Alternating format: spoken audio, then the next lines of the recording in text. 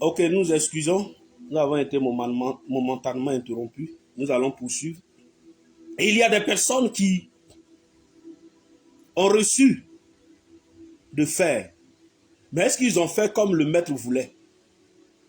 Est-ce qu'aujourd'hui, ils pourront recevoir les récompenses qu'il faut?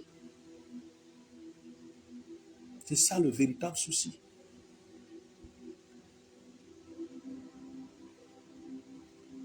Est-ce que ce que le maître leur a promis, ils pourront entrer en possession de cela? Ils pourront recevoir du maître ce qu'il leur a promis. Ils pourront bénéficier du maître ce qu'il a été préparé. Il dit, je m'en vais vous préparer une place et je reviendrai, je vous prendrai. Et là où je serai, vous serez avec moi. Dans l'esprit de l'ascension, nous devons comprendre que la tâche, la mission que nous confie le maître est encore plus énorme, est encore plus grande. Nous devons nous mettre dans des dispositions pour pouvoir nous lever, pour aller faire. Parce que c'est en nous levant pour faire, c'est en cela que nous allons réjouir son cœur. C'est en cela que nous serons les disciples, appelés les disciples de Jésus-Christ. Ne regarde pas ta position. Ne regarde pas ta situation. Les moyens qu'il met à ta disposition, va avec ces moyens-là d'abord.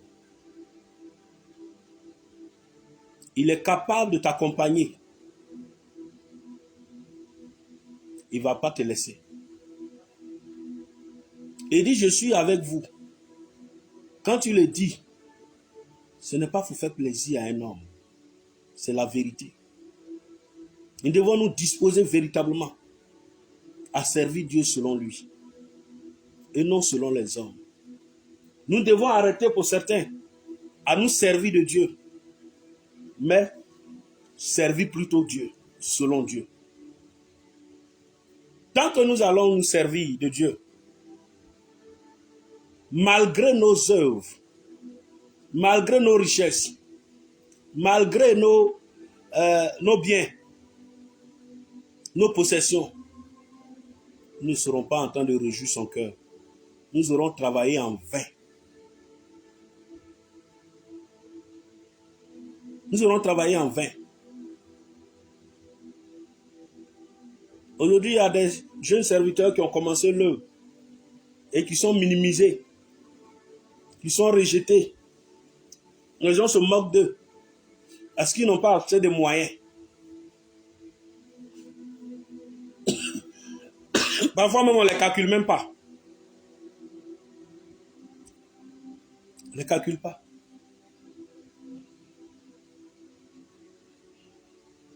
Les gens oublient que Jésus n'est pas forcément toujours dans la foule. Il est là où sa vérité est prêchée. Il est là où on obéit à sa voix. Il est là où on est prêt à se sacrifier pour lui. Il est là où les gens sont disposés à faire sa volonté. Même s'ils sont 2 ou 3. Il sait. Nous devons revoir notre manière de suivre le Seigneur. C'est si nous ne revoyons pas notre manière de suivre le Seigneur, demain nous allons regretter. C'est vrai parfois, ce n'est pas facile. Cette tâche-là, cette mission qu'il nous a confiée, elle est difficile. C'est ce qui fait qu'aujourd'hui, beaucoup commencent et puis après ils baissent les bras parce qu'ils pensent qu'ils n'ont plus assez de moyens de poursuivre. Parfois ils sont fatigués. Quand vous lisez même Jean 21, vous allez voir que même Pierre, arrivé à un certain moment, c'était pas facile. C'était pas facile.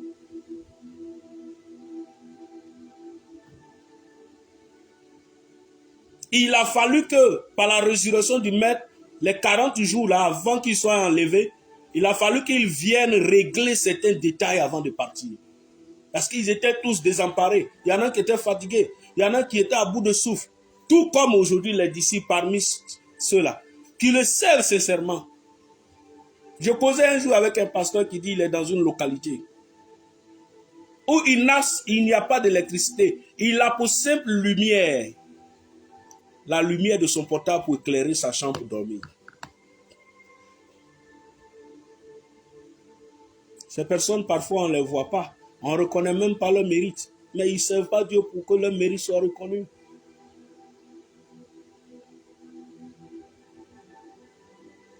Jésus veut ces gens de sacrifices-là.